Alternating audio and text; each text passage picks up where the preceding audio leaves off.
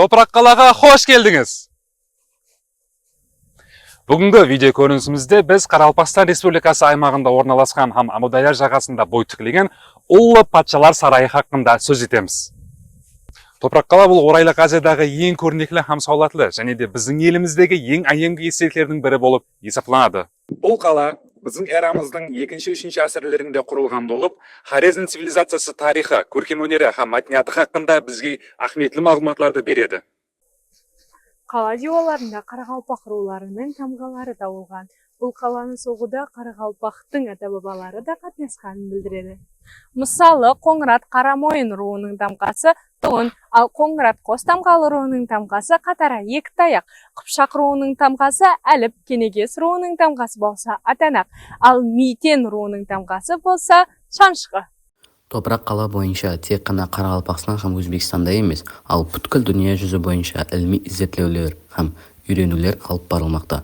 Мәселен, постсовет республикалары, Азия, Европа һәм Америка елдерінде топрақ қала туралы жүзлеген ilmi мақалалар, кітаплар, шығармалар һәм монографиялар жазылған.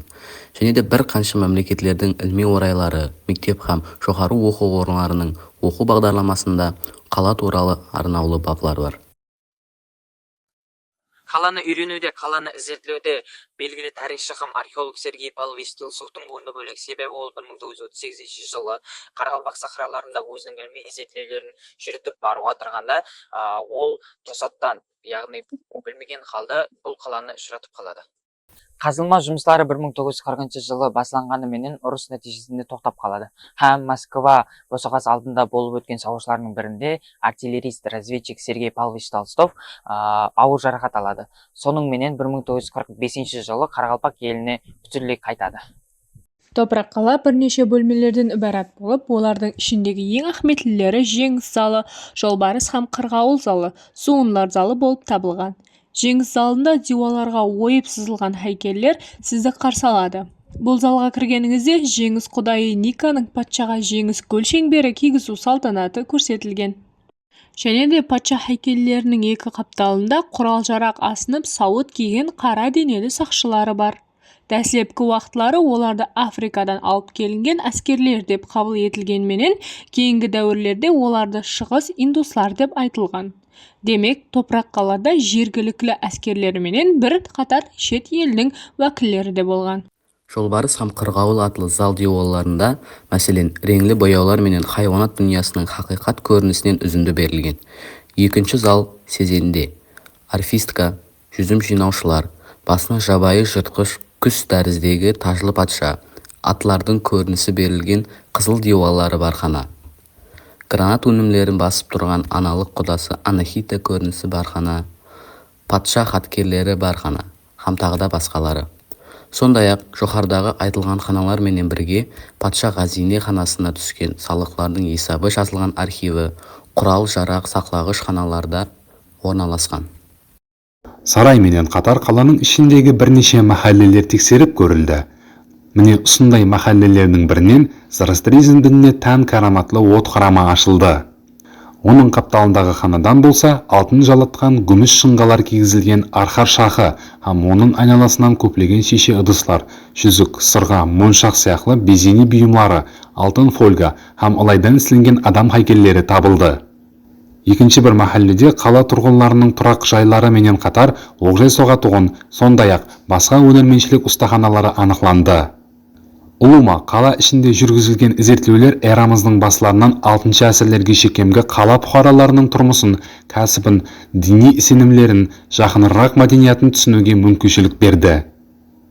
Қаладан 100 метр тура арқада төменгі сарай жайласқан. 1976 жылдан бастап жүргізілген археологиялық іздеулер оның текарында 1,5-2 метр биіктікте тырнақ барлығы.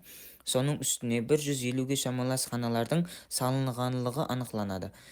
Олардың басым көпшілігінің храм құрылысы һәм оған байланысты ханалардан ібарат екенлігі мәлім болады. Ханалардың диуаллары реңлі бояулар менен безелген. Оларда жоғарғы сарайдағыдай ауыр хайкеллер ұшыраспайды. Мәселен, ханалардың бірінде өліні жоқлау, аза тұту көрінісі жүде шебер түрде реңлі бояулар менен берілген.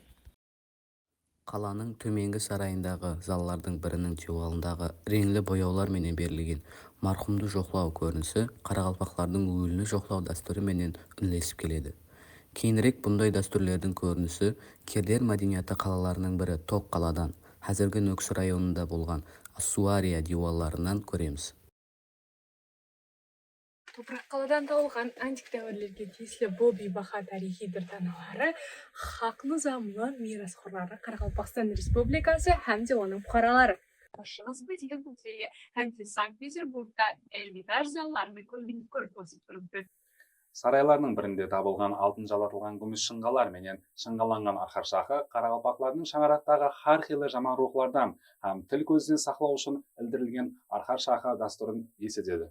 Топырақ қала хақындағы көрімді жұмақлап отырып, оның Құбыла арал бойындағы басқа естеліктер сияқты Қарақалпақ халқы тарихы менен тығыз байланысты екенін айтып өтуіміз керек.